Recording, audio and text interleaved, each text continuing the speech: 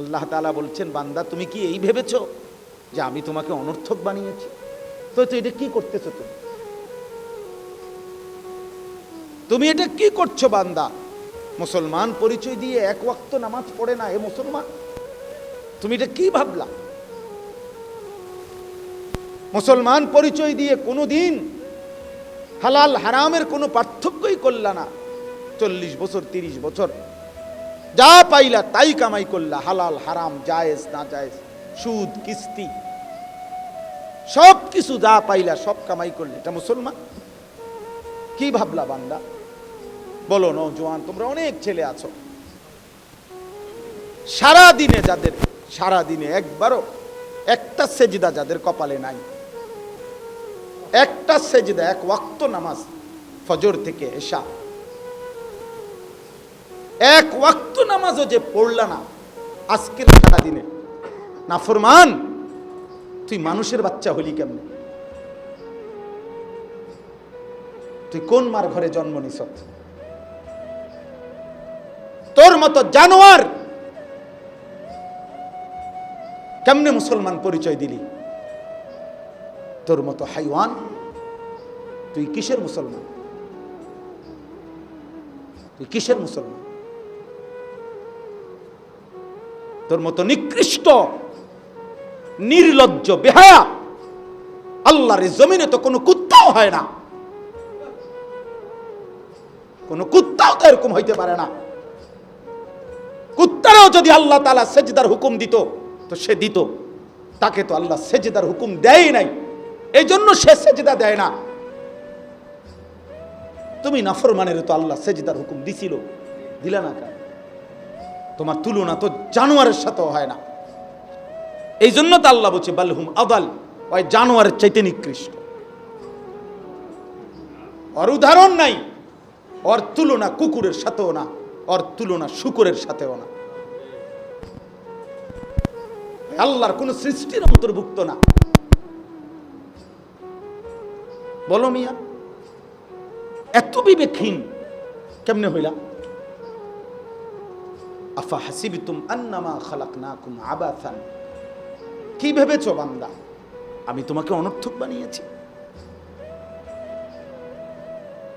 তোমাকে আমি একদিন, আমি আল্লাহ এক সেকেন্ডে চাইলে পারি, কুন ফায়াকুন, আমি হও বললেই হয়ে যায়।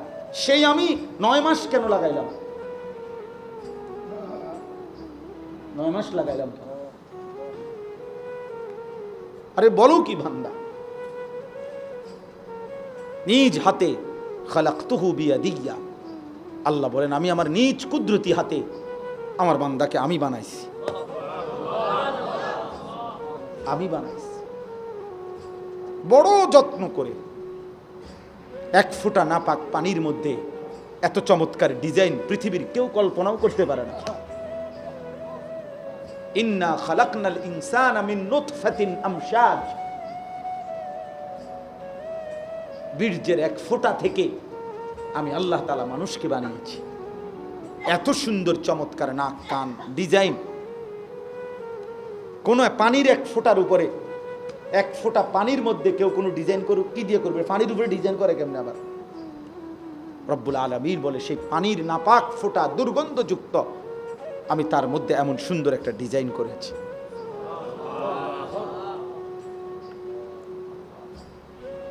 কেমনে ভুলে গেলাম?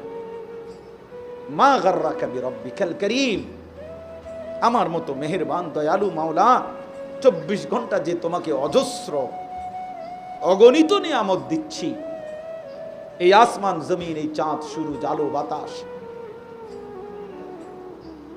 এক সেকেন্ড বান্দা এই বাতাস বন্ধ করে দিলে তুমি নিশ্চিহ্ন হয়ে যাবা। তুমি এই পৃথিবীতে নিঃশ্বাস ত্যাগ করে মৃত্যুবরণ করবা। একটা নিঃশ্বাসের জন্য তুমি এতটা মুখাপেক্ষী আমি আল্লাহর কাছে, সেই আমাকে একটা সেজদা দিবা না? সেই আমাকে একবারও ডাকবা না? আফসোসের ব্যাপার প্রিয় ভাই, আসলে আমি নিয়ম মাফিক বয়ান করতে পারি না। আমার ভাই আমাদের অনেক আদরের ইউসুফ বিন ইকবাল, সে চমৎকার বলতে পারে কোনো একটা বিষয় নিলে, আলহামদুলিল্লাহ সে চমৎকার এটার ভাঙ্গা ভাঙ্গা বুঝাইতে পারে। ওই বিষয়ের যত কিছু আছে সব সে বলতে পারে, যার কারণে আমরা নিজেরাও তার বয়ান শুনি। আলহামদুলিল্লাহ, বাস্তবিক অর্থেই মহব্বত করি তাকে, দিল থেকে মহব্বত করি। কিন্তু আমি এগুলো কইতারি না, আগে যাও চেষ্টা করতাম, এখন আর পারি। এত ছেলে দেখলে আমার মাথা গরম হয়ে গেল। হাজিব ব্যাপার। হায় হায়, এই ছেলেগুলো যদি সবগুলো এশার নামাজ পড়তো কেমন সুন্দর হইতো। তোমরা যদি মাগরিবের নামাজ পড়তা কেমন সুন্দর হইতো। বেঈমান কি পরিমাণ ভয়ে কাঁপতো যে হায় মুসলমানের যুবক মসজিদে ঢুকে গেছে, মুসলমানের বিজয়ের পতাকা উড়ে গেছে, উড়ে গেছে।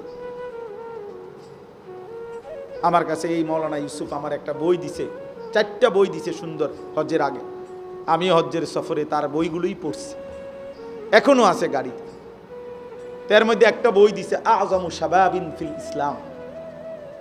ওই বইতে স্পষ্ট আছে যে রাসূলুল্লাহ সাল্লাল্লাহু আলাইহি সাল্লামের নবুয়তের 23 বছরে, খোদার কসম বন্ধু, নবীজির 23 বছরের নবুয়তের জীবনে সবচেয়ে বেশি সহযোগী ছিল নবীজির যারা, অহুম শাবাব, ওরা যুবক, অহুম শাবাব আল্লাযীনা নাসারুর রাসূল সাল্লাল্লাহু আলাইহি ওয়াসাল্লাম, অহুম শাবাব। হযরত আনাস ইবনে মালিক রাদিয়াল্লাহু তাআলা আনহু 10 বছরের নবীর খাদেম সাহাবী, উনি বলছে কুন্না নাগজু মা রাসূলিল্লাহ সাল্লাল্লাহু আলাইহি ওয়াসাল্লাম ওয়া নাহনু শাবাব। আমরা রাসূলের সাথে যুদ্ধ করতাম আর আমরা ছিলাম সব যুবক। নবীজির সাথে যুদ্ধের ময়দানে আমরা যেতাম আর আমরা ছিলাম ওয়া নাহনু শাবাব, আমরা সবাই ছিলাম যুবক, সবাই ছিলাম নওজোয়ান। এজন্য দোস্ত, এটাই মূল কথা। তোমরা একটা প্রজন্ম, তোমরা একটা জেনারেশন। এই মুহূর্তে যার বয়স 12, 14, 16, 18, 20, 25, 30 এরকম, তো তোমরা এই সময়ের প্রজন্ম, এই জেনারেশন, তোমরা এই জেনারেশন। তো এই জেনারেশন বর্তমান আধুনিক গবেষকরা এদেরকে, এখন যাদের বয়স 12, 13 উপরে, তাদেরকে জেন জি বলে। এই জেনারেশনকে বলে জেনারেশন জেড। আর 12, 13 নিচে যাদের বয়স, এরা আলফা জেনারেশন। তো এটাও গবেষকরা, আধুনিক শিক্ষিতরা এটা ভাগ করছে। তো মূলত তোমরা একটা প্রজন্ম, তোমরা একটা জেনারেশন। এই কাছাকাছি তোমরা সব 2 বছর 4 বছরের ব্যবধান, 3 বছর 5 বছরের ব্যবধান। এই তোমরা যারা কিশোর যুবক, তোমরা একটা জেনারেশন, একটা প্রজন্ম। আর একটি প্রজন্ম মানে একটা জেনারেশন 2 রকম হয় আরবিতে। একটা হলো খালফুন আর একটা হলো খালাফুন। একই শব্দ, শুধু উচ্চারণের মধ্যে একটু ভিন্নতা। মাঝখানে একটা লাম আছে, এই লামটার মধ্যে যদি সাকিন হয় তাইলে হলো খালফুন, আর যদি লামের মধ্যে জবর হয় তাহলে হলো খালাফুন, আরবি শব্দ। এই খালফুন যদি লামের মধ্যে যদি জবর সাকিন হয়, জজম হয়, তাইলে হয় মন্দ প্রজন্ম, নিকৃষ্ট জেনারেশন, মন্দ প্রজন্ম। আর যদি হয় খালাফুন, লামের মধ্যে জবর, ইয়াহমিলু হাদাল ইলমা মিন কুল্লি খালাফিন উদুলুহু, এই খালাফ লামের মধ্যে জবর, তাইলে হয় উত্তম প্রজন্ম। তো কোরআন এবং সুন্নাহর মধ্যে আল্লাহ তাআলা এবং নবীজি সাল্লাল্লাহু আলাইহি সাল্লাম একটি প্রজন্মের, একটি জেনারেশনের উত্তম কারা এটাও বলছে। কোরআনুল কারীমের মধ্যে আল্লাহ তাআলা নিকৃষ্ট প্রজন্ম কারা, মন্দ উত্তরসূরি, নিকৃষ্ট জেনারেশন কারা, এটাও আল্লাহ তাআলা বলছেন। তো আমি সূরা মরিয়ম 17 নম্বর পারা 19 নম্বর সূরা, সূরা মরিয়ম এই সূরার 59 এবং 60 এই দুইটা আয়াত পড়ছি। এই দুই আয়াতের মধ্যে আল্লাহ তাআলা 59 নম্বর আয়াতের মধ্যে খালফুন কারা, মানে মন্দ প্রজন্ম, নিকৃষ্ট জেনারেশন কারা, একটি সমাজের মধ্যে ওই সমাজের নিকৃষ্ট জেনারেশন, মন্দ উত্তরসূরি, মন্দ সন্তান কারা, আল্লাহ তাআলা এখানে বলছে ফাখালাফা মিন বাদিহিম খালফুন। এই যে খালফুন, ওই লামের মধ্যে কি সাকিন, এই আয়াত আল্লাহ তাআলা বলেন অতঃপর আসলো মন্দ প্রজন্ম, নিকৃষ্ট জেনারেশন, মন্দ উত্তরসূরি কারা, তুমি আন্দাজ করো, তুমি তোমার সাথে মিলাও।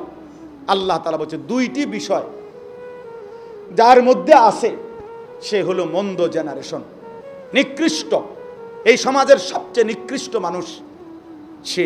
এক নাম্বার আদাউস সালাহ, প্রতিনিয়ত যারা তাদের নামাজ নষ্ট করে দেয়, যারা তাদের নামাজকে নষ্ট করে দেয়, আল্লাহ তাআলা বলছেন তারা নিকৃষ্ট জেনারেশন, মন্দ প্রজন্ম। প্রিয় ভাই আমার, খুব দ্রুত আমি বুঝাইতে চাই এই এক কথা। এক নম্বর কথা হলো তাফসীরের মধ্যে আছে, এখানে নামাজ নষ্ট করে দেয় এ কথা বলেছে এরা নিকৃষ্ট প্রজন্ম। এ কথার দ্বারা উদ্দেশ্য এটা নয়, তাফসীরে লিখছে যে এর দ্বারা এটা উদ্দেশ্য নয় যারা নামাজ পড়ে না, নামাজ ছেড়ে দেয়, তাদেরকে উদ্দেশ্য করা হয় নাই, বরং নামাজ পড়ে এরকম একটি গ্রুপকে বলা হয়েছে যারা নামাজকে নষ্ট করে দেয়।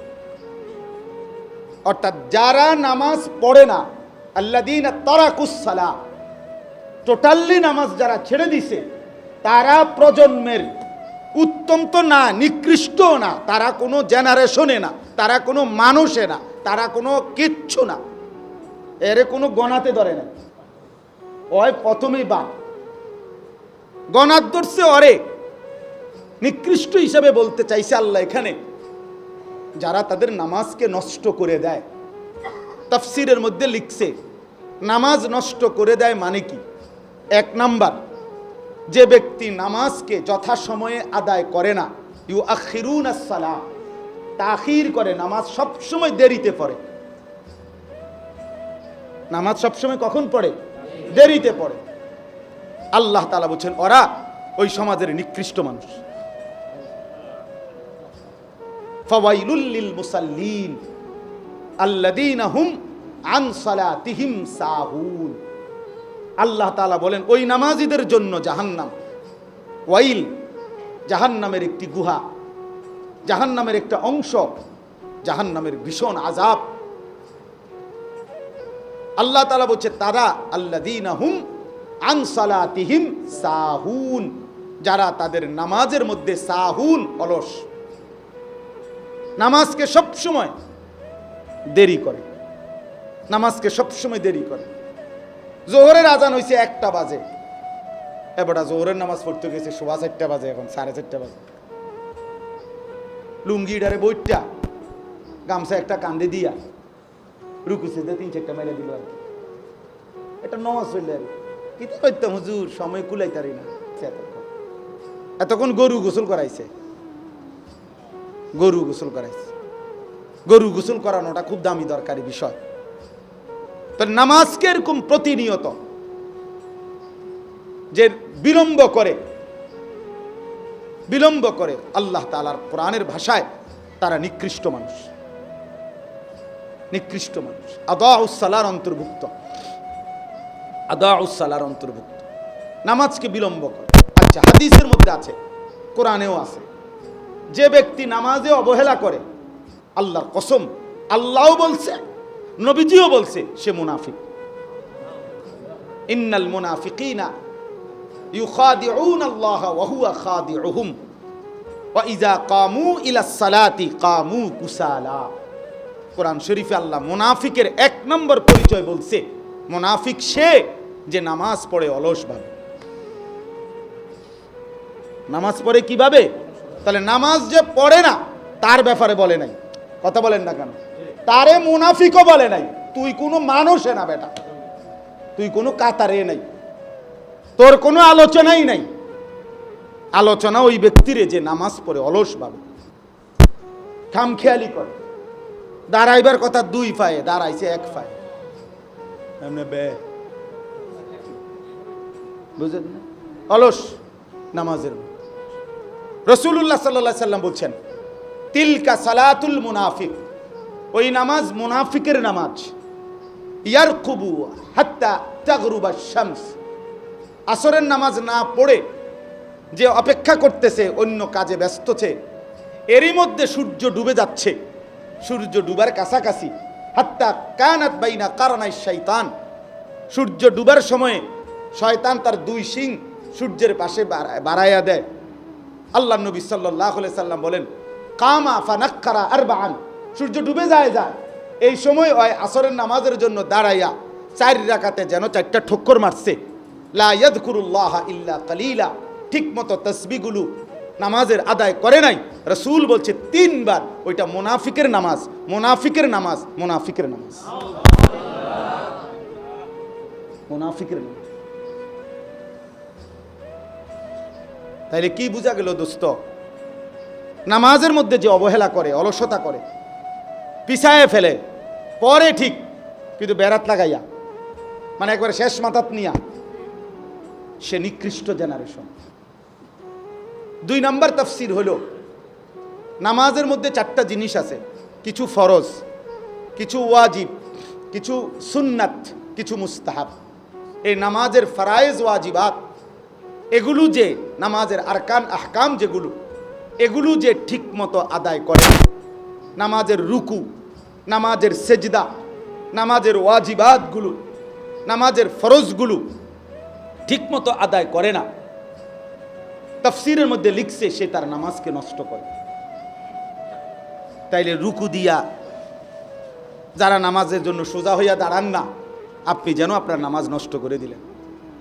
সেজদা একটা দিয়া, একটু মাথা আলগি দিয়া আরেকটা মারে সেজদা, এমন ভদ্রলোক নাই? ওই তার নামাজ নষ্ট করে দিছে। তাফসীরের মধ্যে লিখছে হযরত হুযায়ফা রাদিয়াল্লাহু তাআলা আনহু, তিনি একদিন এক লোককে, সাহাবী হুযায়ফা, যার নাম একটু আগে একবার বলছি, তিনি একজন লোককে দেখছে ওনার সামনে, সে নামাজ পড়ছে। নামাজ পড়ার পরে উনি তাকে ডাক দিয়া বলছে, এই যে এখন তুমি যেভাবে নামাজ পড়লা, এভাবে যে কত বছর ধরে নামাজ পড়ো? তাফসীরে মাআরিফুল কোরআনে এখন গিয়ে দেখেন আছে লেখা। উনি জিজ্ঞেস করলেন, তুমি এভাবে আজকে কতদিন নামাজ পড়ো? সে বলছে, আজকে 40 বছর আমি এভাবেই নামাজ পড়ি। আল্লাহর কসম, হযরত হুযায়ফা সাহাবী বললেন যে, শোনো, তুমি শুনে নাও, এ কথা নিশ্চিত গত 40 বছর তুমি কোনো নামাজ আদায় করো নাই। সরাসরি তাফসীরের মধ্যে আছে, গত 40 বছর তুমি কোনো নামাজ আদায় করো নাই, তোমার রুকু হয় নাই, তোমার সিজদা হয় নাই, তোমার নামাজের ফরায়েজ ওয়াজিবাত ঠিকমতো আদায় হয়। আপনাদের যাদের সূরা কেরাত অশুদ্ধ, আপনারা নামাজের কি হালাত? আপনারা যারা আত্তাহিয়াতু শুদ্ধ পড়তে পারেন না, আপনাদের নামাজের কি হালাত বলেন?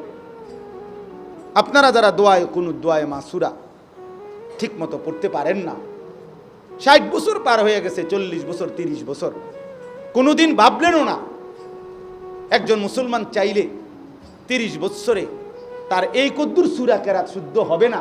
কোরআন শরীফ এত কঠিন না, এত কঠিন হইলে আল্লাহ তাআলা এটা পড়তে দিত না। এটা সহজ ছিল। ওয়ালাকাদ ইয়াসসারনাল কোরআন, আল্লাহ বলছে আমি কোরআনকে সহজ করে দিয়েছি, লিযিকরি, বুঝার জন্য, শেখার জন্য, অনুধাবন করার জন্য। অতএব আপনি ইনসাফ করেন। বয়স্ক বাবা যারা আছেন, বাবা আপনাদেরকেও বলি, কিশোর যুবক ভাই তোমাদেরকেও বলি, প্রিয় ভাই, যারা নামাজের এই আরকান আহকাম, নামাজের ফরায়েজ ওয়াজিবাত, আদাব শারায়েত ঠিক মতো আদায় করে না, তারা নামাজ নষ্ট করে, তারা নিকৃষ্ট মানুষ, খালফ, মন্দ প্রজন্ম। 3 নাম্বার হলো তাফসীরে আছে, যে ব্যক্তি নিয়মিত জামাত তরক করে, নামাজের জামাত কি করে? তরক করে, জামাত ছেড়ে দেয়, নামাজ জামাতে পড়ে না, ওই ব্যক্তিও নামাজকে নষ্ট করে। সেও মন্দ জেনারেশন, সেও নিকৃষ্ট মানুষ। এখন যাদের এই ত্রুটিগুলো আছে তারা এই ত্রুটিগুলো ঠিক করেন। আর প্রিয় ভাই, তোমরা যারা টোটালি নামাজ পড়ো না, এবার তুমি বলো তুমি এই সমাজের আল্লাহর সৃষ্টি মানুষের মধ্যে কোন আইটেমে পড়লা, তুমি তালাশ করো। আমি তোমারে খুঁজে পাইলাম না, আমি তোমারে মানুষের কোনো কাতারে খুঁজে পাইলাম না। উত্তম প্রজন্ম তো নাই, নিকৃষ্ট জেনারেশনও না, তুমি মানুষ না, মানুষের জাত না, তুমি অন্য কিছু হইতে পারো, জীব জানোয়ারও না, জড় পদার্থ কিনা হে কইতারো তুমি, বাকি জীব না। কারণ আল্লাহ তাআলা তো বলছে বালহুম আদাল। এই জন্য দোস্ত আমার, বন্ধু আমার, প্রিয় ভাই, দিবানিশির এক আহাজারি আমার, সেজদা করো, সেজদা করো, সেজদা করো। সবাই এই পরিমাণ শাহওয়াত, এই পরিমাণ অবৈধ কামনা বাসনা, নারী, ছবি, অশ্লীলতা, বেহায়াপনাতে মাতাল হয়ে গেছে বন্ধু। চারিদিকে, সমাজের চারিদিকে